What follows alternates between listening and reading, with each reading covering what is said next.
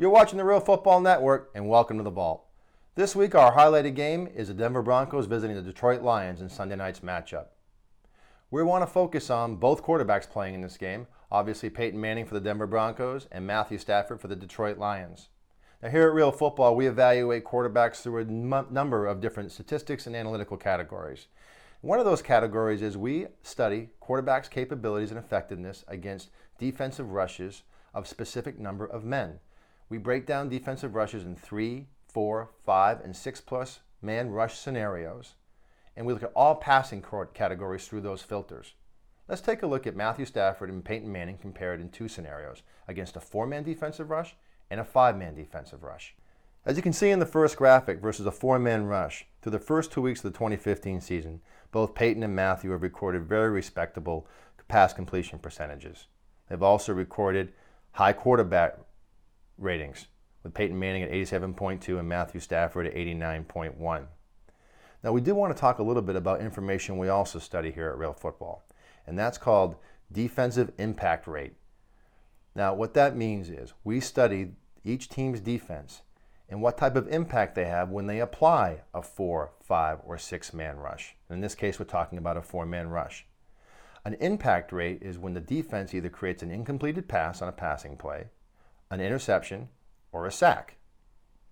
Through the first 2 weeks of the season, the Denver Broncos defense ranks number 1 in the league in effectiveness and impact when rushing 4 players.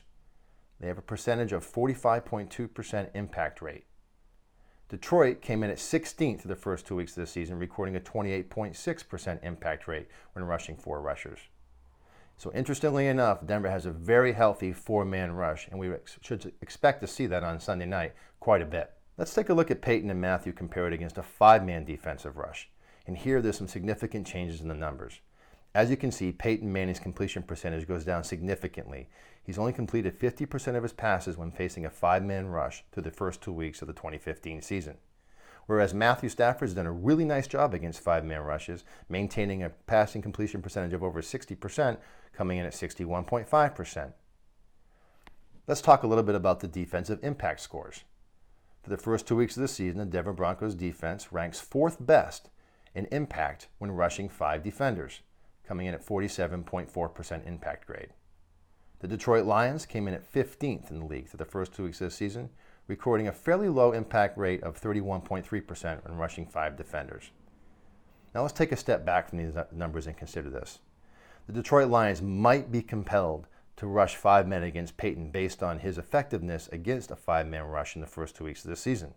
However, as we all know, we're talking about Peyton Manning, perhaps one of the most prolific passers to ever play the game.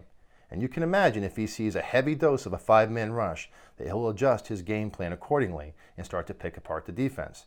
So the trick for the Detroit Lions is to figure out how to apply a 4-man and 5-man rush in a unique combination to keep Peyton off his toes.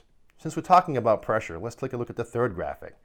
Let's look at Peyton Manning and Matthew Stafford compared to their effectiveness when they're facing defensive pressure. And we define pressure as a situation where they're either hurried or knocked down. As you can see, both Peyton and Matthew have struggled under pressure year to date. Peyton Manning's completion percentage is only 38.5%, and Matthew Stafford's is 31.6%. Now again, let's consider this information. If I'm a defensive coordinator preparing against these quarterbacks, obviously I find it compelling that they struggle under pressure, so I'm going to figure out ways to create pressure. And perhaps one of those ways is through the blitz. Now, interestingly enough, through the first 2 weeks of the season, Denver has only blitzed a percent of times that makes them 13th in the league.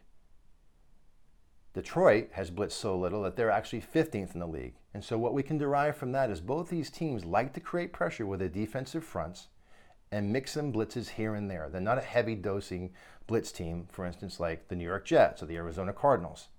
So it will be interesting to see how both of these defenses combine 4- and 5-man rush and perhaps an occasional 6-man rush combination to create pressure on these quarterbacks in the hopes of forcing errors and mistakes.